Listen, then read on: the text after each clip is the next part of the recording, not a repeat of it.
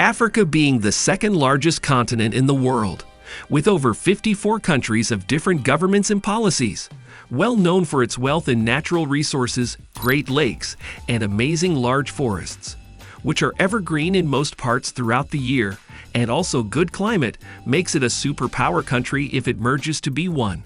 Many African leaders back then, such as the late president of Libya Colonel Muammar Gaddafi, really wanted Africa to be one country, and he also united African leaders from different African countries as one. Besides the late Libyan president, many people liked the idea, such as the great poets like Marcus Garvey, who termed it the United States of Africa in his poem Hail. Well, all the fortunes and desires are currently being achieved as we see some African regions on their journey to be united.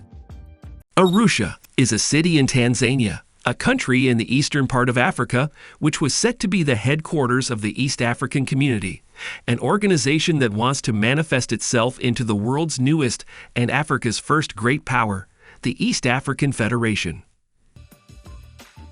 These countries will look like this if they form a single entity.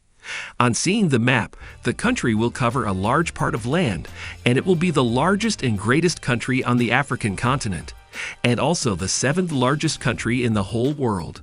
The Federation with Great Lakes and rivers support more than millions of people across the region and also provide a habitat for wildlife as well. Let's portray how the world's newest organization will look like. Well, its economy would skyrocket to being worth $332 billion, competing with some of the African heavyweight countries such as Egypt and South Africa. It would also have size and wealth to dominate regionally with its natural resources and foreign capital backing its economy, making it the fastest growing and adoptive region in Africa. Well, this is amazing. A strong and scaling economy with relative durability all come together to make a golden future. The individual nations in the East African community are happy to make a go-ahead about this, and the EAC is also promoting their joint action as the standard of regional harmony. As the EAC and Africa at large have been getting a lot of support from the European Union, the East African community much reflects similarities just like the EU.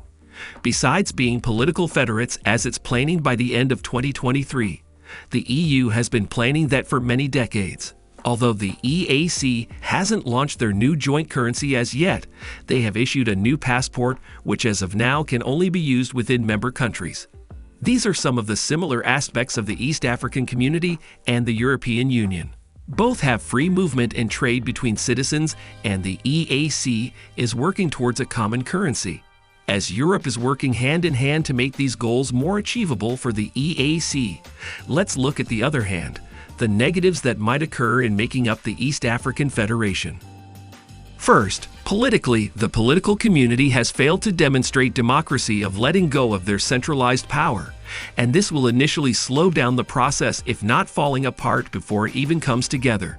Some of the nations have presidents with dictatorial powers like the president of Uganda, who has been in power over the last 36 years, and still looking forward to lead the federation. The president of Rwanda, who has also been in power for the last 22 years. In fact, in the recent elections of the nation, he won 99% of the vote. And this much sparked the human rights, saying that it had something to do with violence and was coercive. Well, hypothetically, if you see how the leaders in some parts of the region don't hope to let go their nation power, do you think they will allow to be led by one if this goes as planned to be political federates? I guess this will take decades to be achieved, just like their model, the European Union. Next, the new monetary policies and currency production might lead to the collapse of the whole idea of the federation. Many of the Africans in the whole region are poor, extremely poor.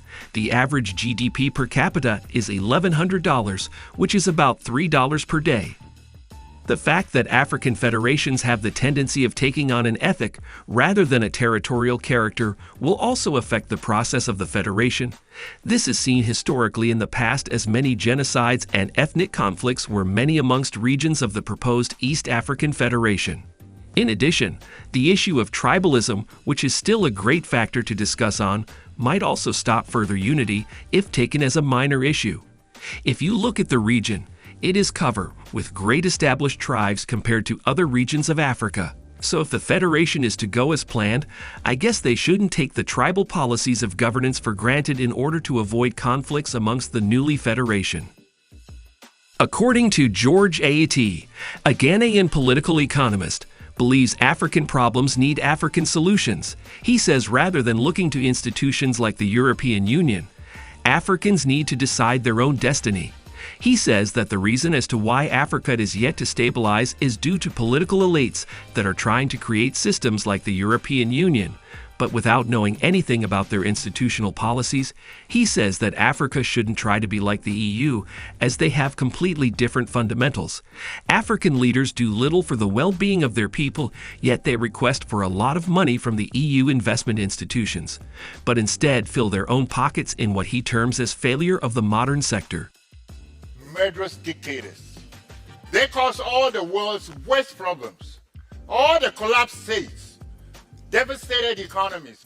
According to reports of different political analysts, many people in the region don't even know what's going on. Natives don't know about the East African Community and also the proposed East African Federation. The governments have done a poor job of creating awareness among the people, especially the youth, because if you look at the regional status, the youth population is 65% of the total population, and that's approximately 200 million people under the age of 30, and these numbers are expected to raise up to 75% by 2030. Now you see the raising problem of the locals being non-supportive for such programs. This reflects why the monetary union collapsed.